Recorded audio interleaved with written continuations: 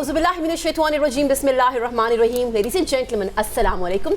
This is me, Sara Baloch, and I warmly welcome each one of you to our special transmission.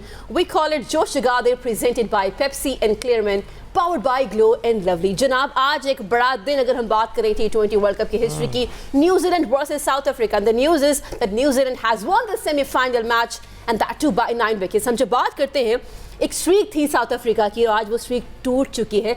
Santner ने कल pressure में कहा था कि हम लोग कोशिश करेंगे कि अगर हम आए और हमने इनको चांस दिया तो हम इनको रिस्ट्रिक्ट कर देंगे 180 से लेस पे. जो वो सोच के आए थे हमें वैसा ही फर्स्ट इनिंग्स में देखने को मिला. मैकॉन्ची आते हैं सेकंड ओवर में 2 विकेट्स हासिल करते हैं. उसके बाद रविंद्रा आते हैं 8th ओवर में. Then it has been followed by the other bowlers as well. So bowling ने भी डोमिनेट किया फर्स्ट इनिंग्स में. सेकंड इनिंग्स की बात करें तो फिन एलन ने जनाब एक हिस्ट्री क्रिएट की है इस वर्ल्ड कप की और वर्ल्ड कप की हिस्ट्री की. फास्टेस्ट 100 हमने देखी. क्रिस गेल का रिकॉर्ड तोड़ा जो कि 47 था. 100 स्कोर किया था उन्होंने 47 बॉल्स पे. एक पार्टनरशिप देखी हमने 117 की which was team failing. And of course हम बात करेंगे डिटेल में इसके ऊपर कि कहाँ कहाँ आज अनबीटेबल अनस्टॉपेबल साउथ अफ्रीका से और उनके कैप्टन से गलती हुई. With me in the studios I have mister Mufas करीम.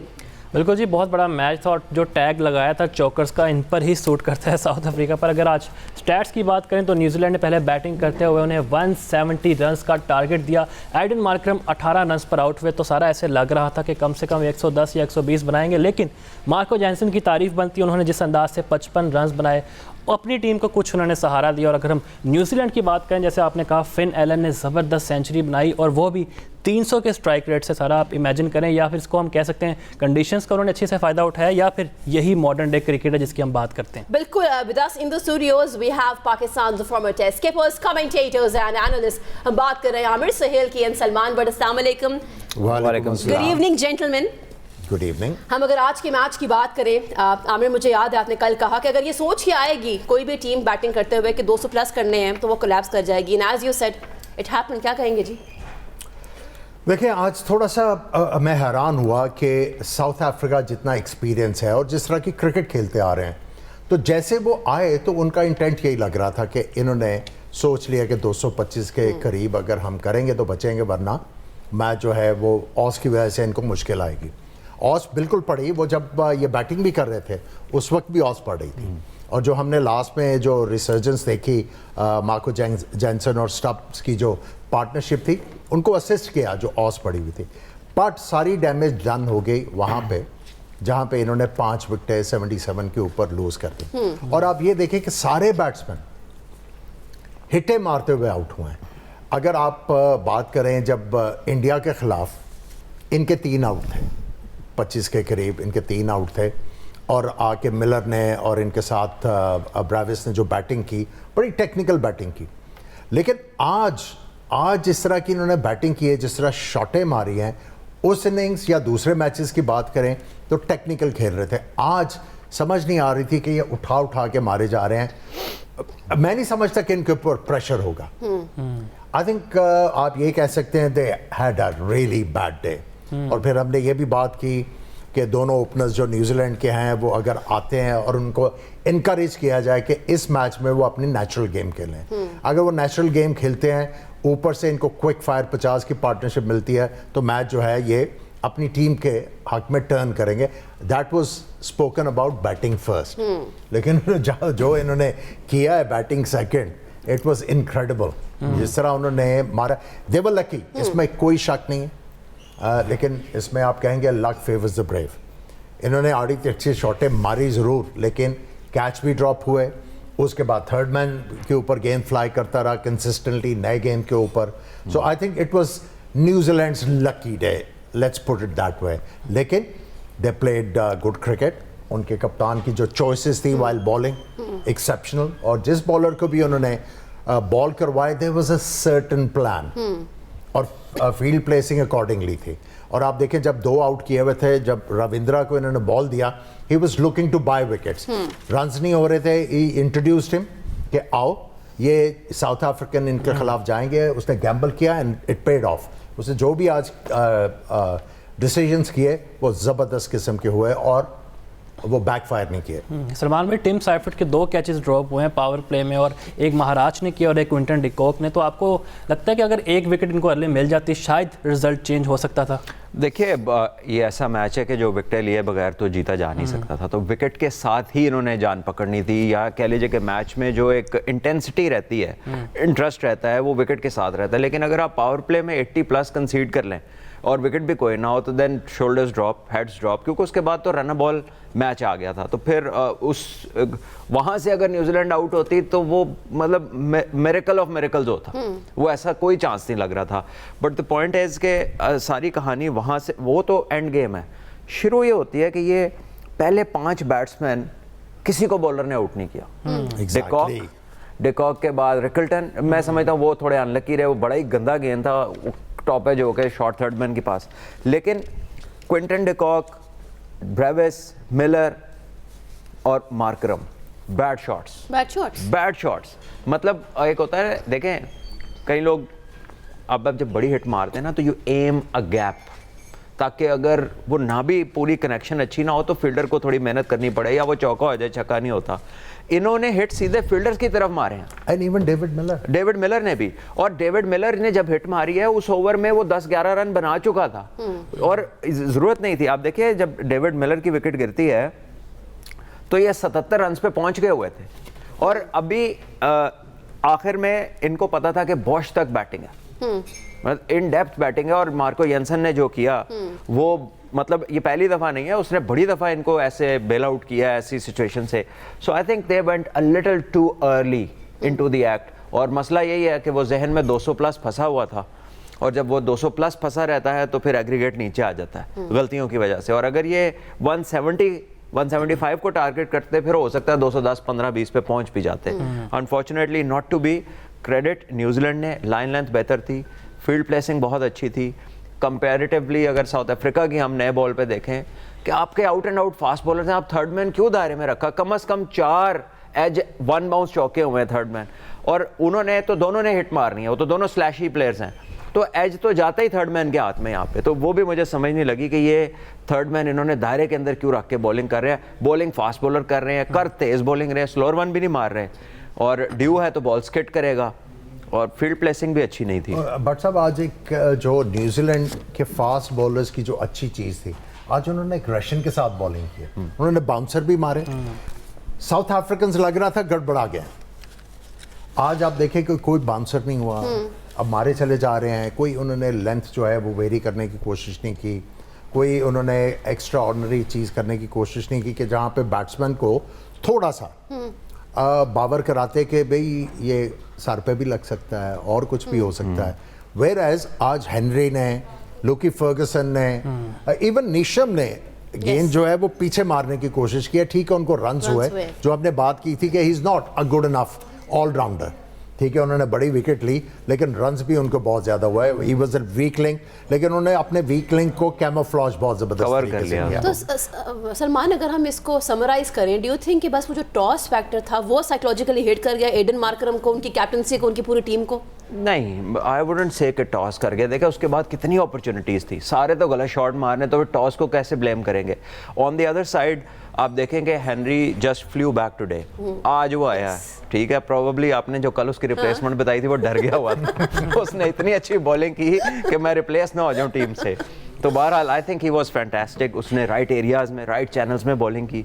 उसके साथ जो फर्गसन आए, जा देखे एक ओवर ऑफ स्पिनर से कराया, वो 2 लेफ्ट हैंडर्स के चक्कर में आए थे, वो दोनों आउट के उसके बाद ओवर ही नहीं दिया। ठीक है, ये एक नई मैच शुरू हो गई है कि जब सजे आ जाए तो ऑफ स्पिनर को कहते पर्दा कर लो भाई, सामने नहीं आना।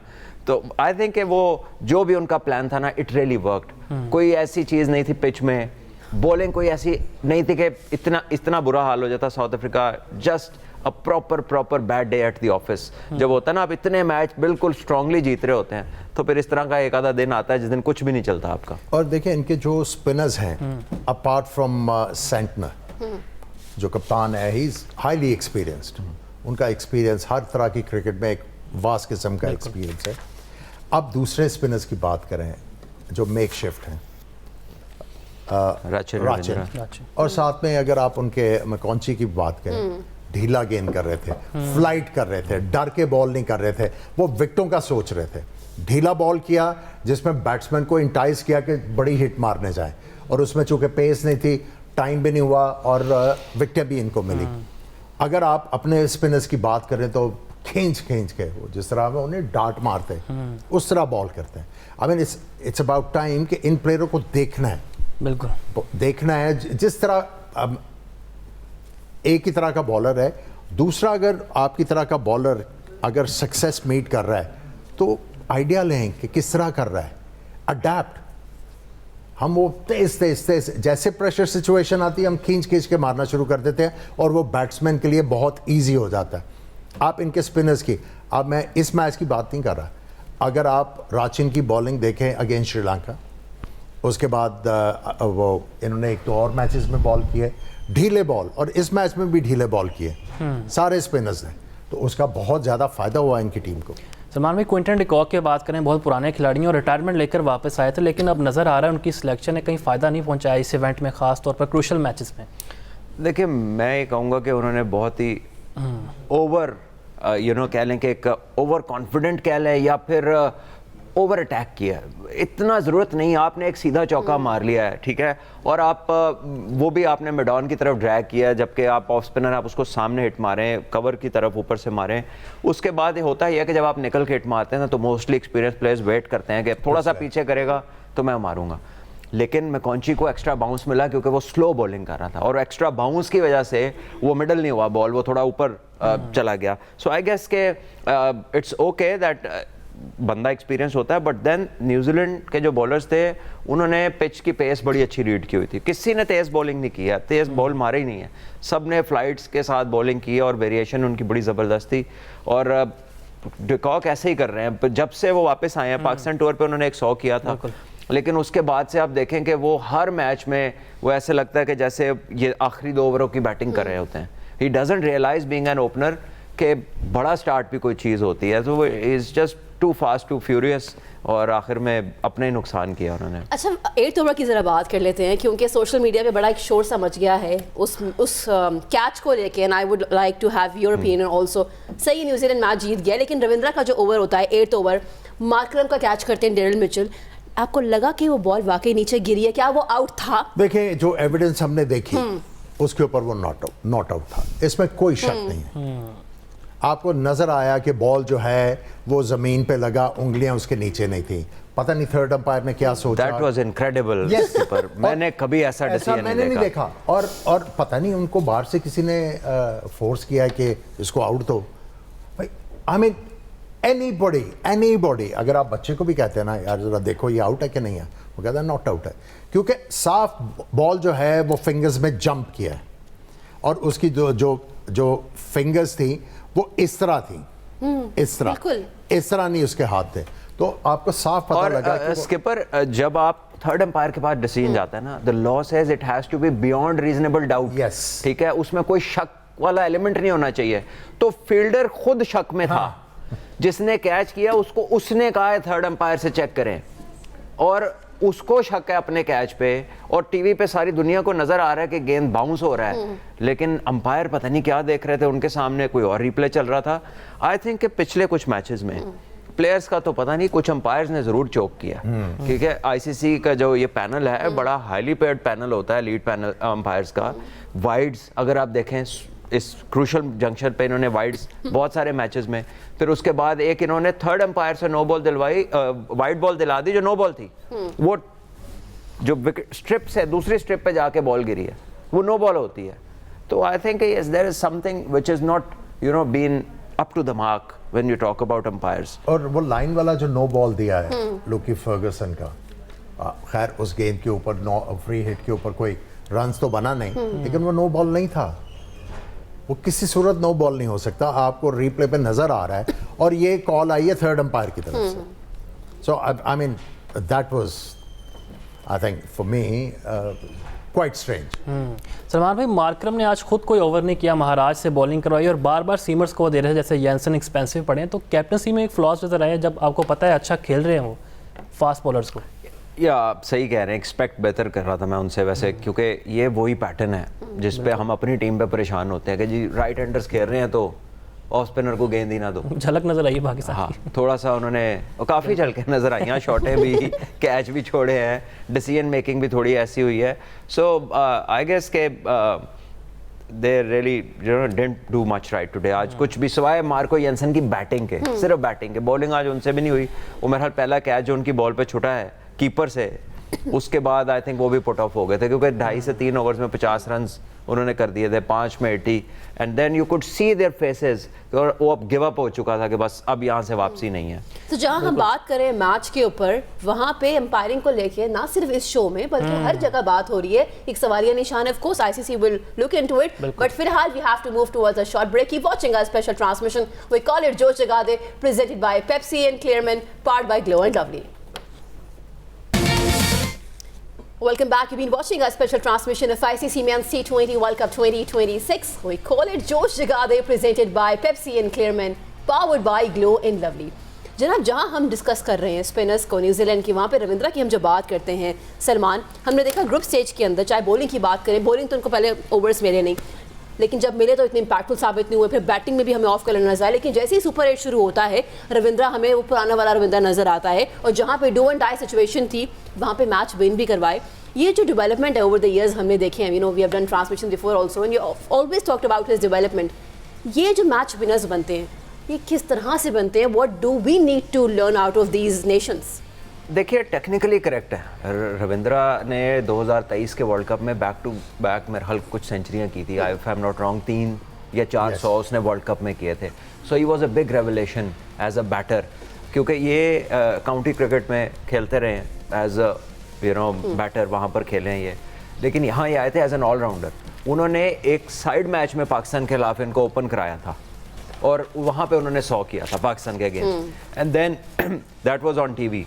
तो सबने देखा उनको, उसमें दे रियलाइज कि यार इसमें तो बहुत पोटेंशियल है, और देन वर्ल्ड कप में they promoted him up the order, और उसने he never look back, 100 after 100 बड़ी बड़ी बारियां ली, एंड देन उसके बाद न्यूजीलैंड में तो कोई एक अच्छी परफॉर्मेंस दे दें तो वो कोई 1.5 साल लगता है फिर आपको अपनी जान छुड़ाने में इतना ज़्यादा वो कैरी करते हैं प्लेयर्स को, क्योंकि उनका पोल इतना बड़ा नहीं होता। लेकिन अप्रिशिएट करना पड़ेगा उनकी कोचिंग मेथड्स को, उनका प्रोसेस जो है, उनकी डोमेस्टिक क्रिकेट है। अभी तो वो पाकिस्तान के खिलाफ उन्होंने एक Pakistani farmer first class player का बेटा खिलाया था, अतर अब्बास साहब का। उसने पाकिस्तान के खिलाफ मैच जिता दिया डेब्यू पे, 60 कुछ किया था उसने न्यूजीलैंड में जब सीरीज थी, 30 कुछ बॉलों में, और 5-6 न्यूजीलैंड की विकेट्स गिर चुकी थी, and he is not part of this squad. After giving outstanding performances, still he could not make the world cup squad. Young allrounder है, वो भी मीडियम फास्ट बॉलर है, साथ बैटिंग करता है, और पाकिस्तान के खिलाफ उन्होंने मैच जिताया था। सो उनको एक तो वो किसी को जल्दी अनलीश नहीं करते, उसको पूरा कंप्लीट होने देते, कच्चा नहीं तोड़ते, ठीक है ना। हमारे यहाँ प्लेंटी ऑफ एग्जांपल्स कि before time people get place to play, कोई पुश हो जाता है, कोई लाइकिंग की वजह से आ जाता है, और फिर ऊपर ला के पता चलता है नहीं इसका तो ये काम होने वाला है, इसके तो एक्शन में ये चीज़ होने वाली है, इसकी बैटिंग में ये खामी है, इसको फलां चीज़ की प्रैक्टिस कराएं। So people come there after they have been rigorously tested, ठीक है। हमारा ये है कि we let people in without really, अपनी भी हमारी जजमेंट पूरी नहीं हुई होती, बस इंस्टिंक्ट के ऊपर कि यार इसने क्या फ्लैशी एक इनिंग खेल दिया है, हमारे लिए वो फ्लैशी ब्रिलियंस बहुत होती है। So I think that is where our method needs to change. अभी करंटली भी अभी हम बात करेंगे, उसमें भी फ्लैशी चीज़ें आपको बहुत नज़र आ रही हैं। देखिए, एक चीज़ जो ये जो नेशंस हैं जिनके पास पूल ऑफ प्लेयर्स बहुत ज़्यादा नहीं होता, वो एक तो प्लेयर को ग्रूम करते हैं, they have people to groom them, उनको वेल इक्विप करवाते हैं, और उसके बाद जब इनको मौका मिल जाता है तो जो बेस्ट चीज़ है utilisation of the ability of a player, वो बड़ी ज़बरदस्त है, यूटिलाइजेशन ऑफ अ टैलेंट। अब आप देखेंगे टिम एलन और इनके साइफर्ट जो हैं, उनको गेंद रोकना नहीं आता, बट दे आर इनकरेज्ड कि आप जाओ अपनी नेचुरल गेम खेलो। और इनकी कोई बड़ी परफॉर्मेंसेस नहीं थी बड़ी टीमों के खिलाफ, सिर्फ एसोसिएट मेंबर्स के खिलाफ कर रहे थे। लास्ट मैच में इन्होंने एक आई थिंक इंग्लैंड के खिलाफ पार्टनरशिप की थी दोनों ने, और इतनी बड़ी कोई पार्टनरशिप नहीं थी, कॉन्ट्रीब्यूशंस थी, पर स्टार्ट अच्छा दे दिया। लेकिन ये इनकरेज होते हैं क्योंकि इनका मिडल ऑर्डर बहुत तगड़ा हो गया हुआ है, वो रिस्पॉन्सिबिलिटी से खेलते हैं। सो मेन चीज़ न्यूजीलैंड की यह है utilisation of certain players ability, वो अप्रोप्रिएटली करते हैं, इसलिए उनको अब रिजल्ट्स अच्छे आ रहे हैं। देखिए, इस सेंटनर की कैप्टनसी में, Yes. This is the second yes final of the ICC tournament. X factor ये मिस करते हैं, इस पर कोई शक नहीं है, लेकिन ये है कि एक दो दफ़ा तीन दफ़ा ये फाइनल में आएगा, चौथी दफ़ा इनको जीतना आ जाएगा, क्योंकि ये हंग्री प्लेयर्स हैं सारे। ये इनमें विल टू विन है, विल टू इम्प्रेस भी है। तो मैं समझता हूँ कि वो दिन दूर नहीं है जहाँ पे ये कुछ ना कुछ बड़ा कर जाएंगे। सलमान भाई, अगर हम न्यूजीलैंड की बात करें, वैसे फाइनल में तो पहुंच गए लेकिन बहुत सी गलतियां की उन्होंने। अगर हम जिमी नेशम की बात करें, 3 ओवर्स पे उनको 42 रन पड़े। हम कल ये बात कर रहे थे कि वो ऑफ कलर रहे इस पूरे इवेंट में। आपको लगता है अगले मैच में उनको काइल जेमिसन पर ज़्यादा डिपेंड करना चाहिए नेशम से ज़्यादा? देखिए, नीशम क्योंकि छोटा फॉर्मेट है, तो नीशम एक बिट्स एंड पीसेस जो हम कैरेक्टर्स बताते हैं ना, कि थोड़ी सी बैटिंग कर लेता है, बॉलिंग कर लेता है, सो परहैप्स वो फिल इन कर लेते हैं कहीं ना कहीं। काइल जेमिसन जो है वो प्रिडोमिनेंटली एक फास्ट बॉलर है, not at his very best currently. वो एक टॉल फास्ट बॉलर है, अच्छा इन स्विंग राइट हैंडर को करते थे और पेसी थे, अभी पेस भी थोड़ी डाउन है। So probably he is an asset to New Zealand team, लेकिन मेरा नहीं ख्याल कि नीशम को भी वो रिप्लेस करेंगे। बिल्कुल जी, डिस्कशन को कंटिन्यू करते हैं एक शॉर्ट ब्रेक के बाद। Stay with us. Welcome back. You've been watching a special transmission of ICC Men's T20 World Cup 2026. We call it Josh Jagade, presented by Pepsi and Clearman, powered by Glow and Lovely. जनाब, हम जब आज हर जगह बात हो रही है, of course वो एक पार्टनरशिप 117 की टीम साइफर की हम बात करें, फिन एलन की बात करें, बट टॉकिंग अबाउट आज जो रिकॉर्ड ब्रेक किया फिन एलन ने 100 on 33 बॉल्स, फास्टेस्ट सेंचुरी है वो वर्ल्ड कप की हिस्ट्री की, T20 वर्ल्ड कप की हिस्ट्री की, बट एक जर्नी से गुजर के आए हैं। वो जर्नी बड़ा इंटरेस्टिंग है। सलमान फयाज की देखिए 2025 में न्यूजीलैंड के में पाकिस्तान की सीरीज़ हुई जहाँ पे परफॉर्मेंस इनकी अच्छी नहीं थी, इनको 1 साल का रेस्ट दिया गया।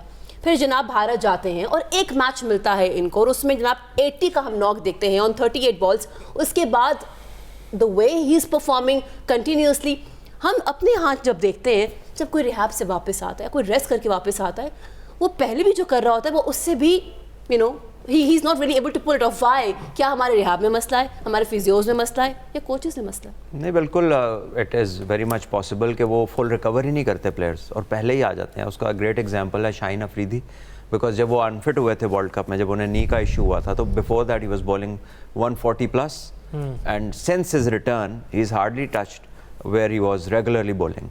सो obviously the fitness is not the same it was. बहुत सारे प्लेयर्स हैं, पैट कमिंस 2.5 साल की इंजरी, स्ट्रेस फ्रैक्चर्स, उसके बाद आए वर्ल्ड नंबर 1 बॉलर।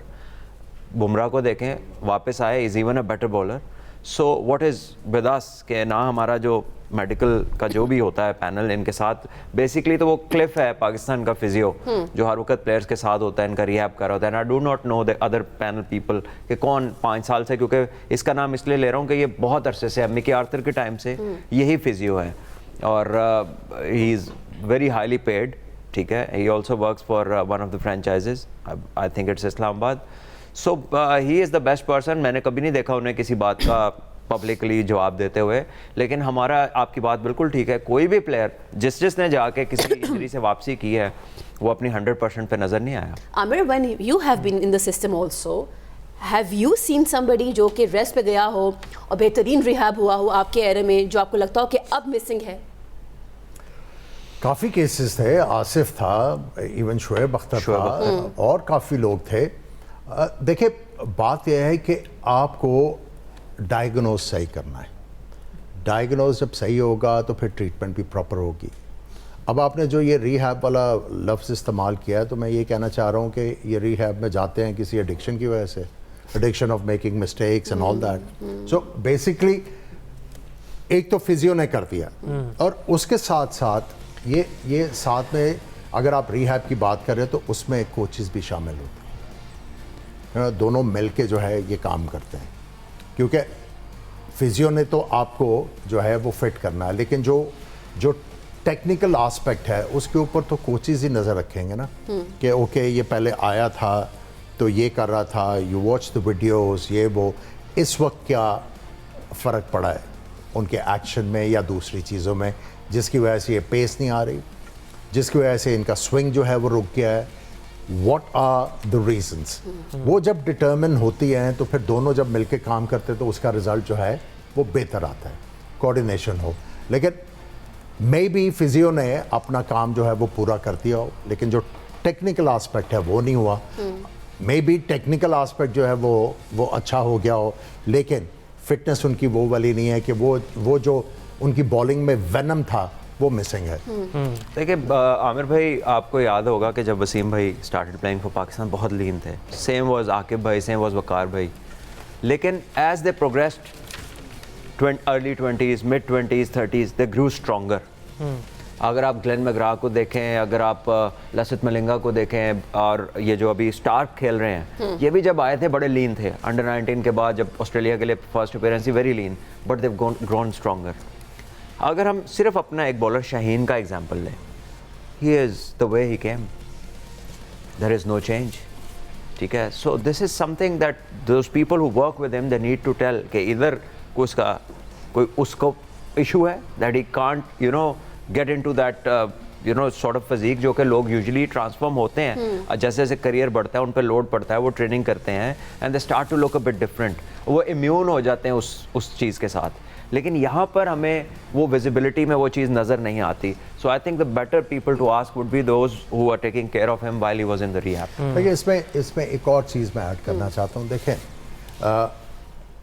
जिस इरा से हम गुजर रहे हैं, जितनी टेक्नोलॉजी डेवलप कर चुकी है, जितना मेडिकल ने जो है वो इवॉल्व किया है, तो उसके बाद we don't need to work hard, smart work is needed.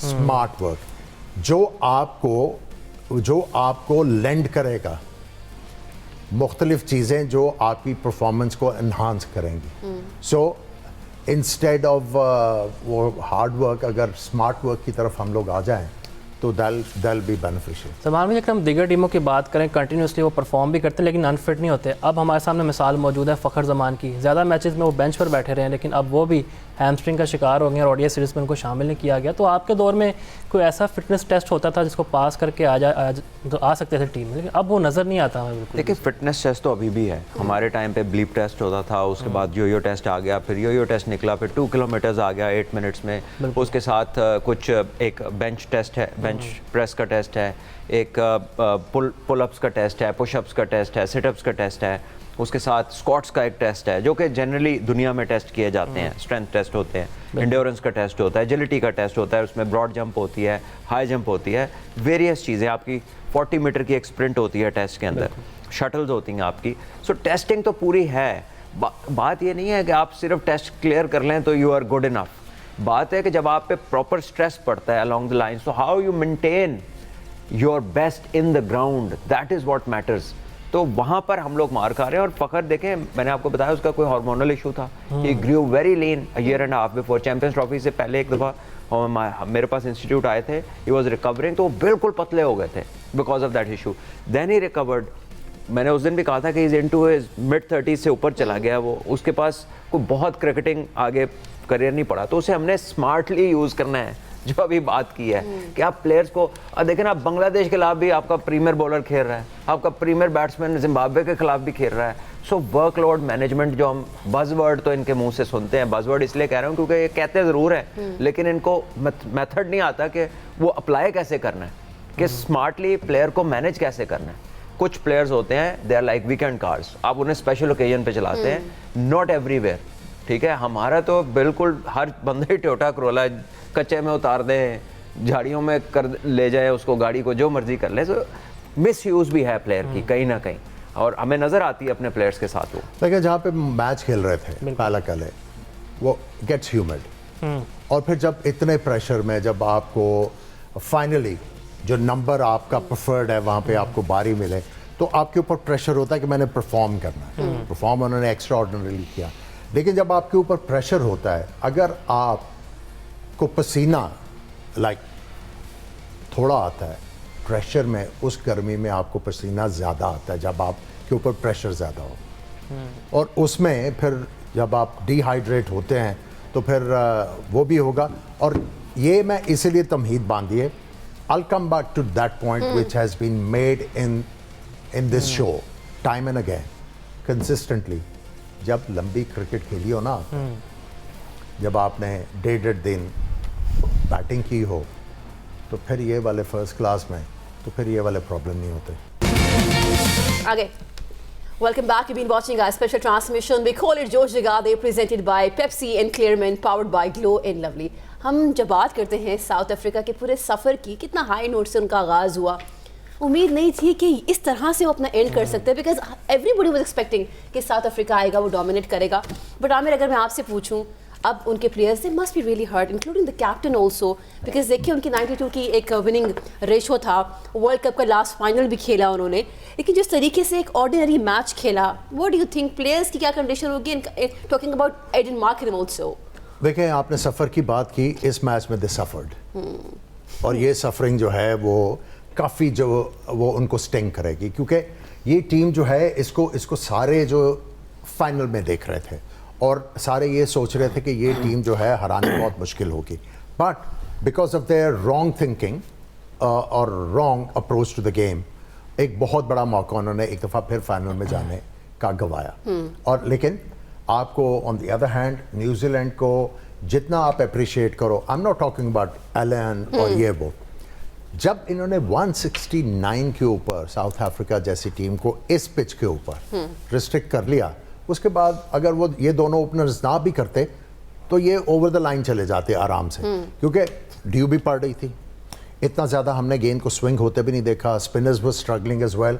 तो न्यूजीलैंड ने इस टोटल के बाद I think it was very easy for them. So जो नेक्स्ट मैच होएगा फाइनल की, हम जब बात करते हैं सलमान, हम जब बात करते हैं सैंटनर की, T20 हम जब वर्ल्ड कप देखते हैं तो ये उनका पहला वर्ल्ड कप है, T20 world cup as a captain. इससे पहले ऐसे आमिर ने भी कहा कि चैंपियंस ट्रॉफी में ये लोग सेमीफाइनल क्वालिफाई किया था. बट इस बार की जो न्यूजीलैंड है, क्योंकि ये मुश्किल से भी जीत के आई है, हर तरह की सिचुएशन इन्होंने अब देख ली, स्पेशली साउथ अफ्रीका जैसी टीम को हराने के बाद अब जब भी फाइनल में मैच खेलेंगे तो क्या कॉन्फिडेंस होगा इनका? देखिए, कॉन्फिडेंस तो इनका हाई होगा, बट जितने भी आप वर्ल्ड कप्स देखते हैं ना, कि जो डोमिनेटिंग सेमीफाइनल विनर्स होते हैं फाइनल में स्ट्रगल करते हैं. जो टाइट सेमीफाइनलिस्ट होता है ना, that mostly end up winning the title. So we can not say कि एग्जैक्टली ऐसा रिपीट होगा या ऐसा ही होगा, but that is what history tells you कि मोस्टली ऐसा होता है. So I think in New Zealand when they were sleeping last night, they would not have thought कि मैच इस तरह होगा, इतना आसानी से वो पहुंच जाएंगे आगे. तो आई थिंक शायद वो ये भी सोचे कि यार फाइनल ऐसा हो जाता. It was such a smooth sailing, हर चीज़ उनकी ठीक हुई और दूसरी टीम की हर चीज़ ख़राब हुई आज के दिन. So it is one of those days which is like you know for them may be Christmas before Christmas. लेकिन एक चीज़ है, उन्होंने फेयर क्रिएट कर दिया. अगर इनके दोनों ओपनर्स जिस तरह ये खेले हैं अगले मैच में, कल भी हमने कहा था कि 8 ओवर खेल गए अपनी नेचुरल गेम के ऊपर, तो ये मैच जो है टर्न कर देंगे. आज 8 ओवरों में 8 ओवर क्या 6 में इन्होंने कर दिया. अगर ये फाइनल में भी इसी तरह रिपीट कर देते हैं, इसी तरीके की cricket, they only play for 5-6 overs, ये मैच जो है वो न्यूजीलैंड डोमिनेशन की तरफ आ जाएगा. और मैं एक और चीज़ सोच रही हूँ, आमिर, आपने हमेशा कहा कि गिवन डे मैटर्स. हिस्ट्री में क्या हुआ that doesn't very matter, because हम जब बात करते हैं टिम साइफर्ड की और फिन एलन की, एसोसिएट टीम के खिलाफ अच्छा खेल रहे थे, इंग्लैंड के खिलाफ अच्छा खेला, लेकिन जो बाकी स्ट्रॉन्गर टीम्स थी they were not really able to pull off. But आज गिवन डे में जब टीम को ज़रूरत थी तो दोनों खड़े रहे. देखिए, एक तो छोटा टोटल था और उनको इनकरेज किया होगा इनके मैनेजमेंट ने, go out and be yourself, क्योंकि छोटे टोटल में अगर आपको स्टार्ट 50 या 60 का मिल जाता है, उसके बाद तो almost game is over. In any case अगर वो ओपनर्स ना भी करते तो इनकी बैटिंग में इतनी डेप्थ है, वो जो नीशम को खिलाया हुआ है जिसका हम बार कर रहे हैं, even he could contribute with the bat.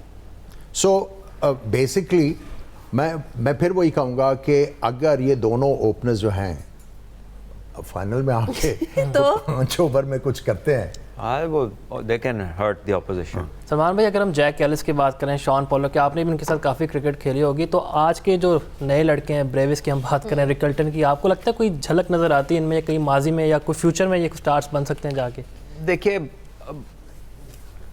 It is too early for these players कि आप उसको जैक कैलिस से मिलाएं. वो दुनिया का वाहिद क्रिकेटर है जिसके उस वक्त, क्योंकि 2 ही फॉर्मेट होते थे, दोनों में 300 प्लस विकेट्स और दोनों में 10,000 से ज़्यादा रन और कैचेस, स्लिप फील्डर, आउटफील्ड में उसके आउटस्टैंडिंग कैचेस हैं, 140 प्लस बॉलिंग करना, पूरे ओवर कराना और 1 डाउन बैटिंग करना और उस पेस के साथ, ठीक है. And the way he ended his career, वो तब भी 140 पे बॉलिंग कर रहा था. आखिरी टेस्ट मैच में से 100 किया हुआ है इंडिया के अगेंस्ट इन साउथ अफ्रीका.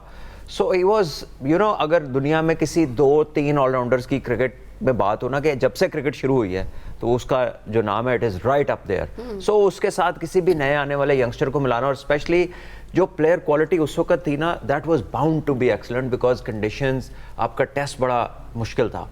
अभी T20 क्रिकेट ने एक ऐसा फॉर्मेट ले आया है जिसमें रिवॉर्ड्स बहुत हैं लेकिन चैलेंज उतना हाई नहीं है, ठीक है, इट्स अ डिफरेंट चैलेंज। कह हाई भी नहीं कहना चाहिए, फॉर्मेट को अंडरमाइन नहीं करना। So the thing is that's a different challenge.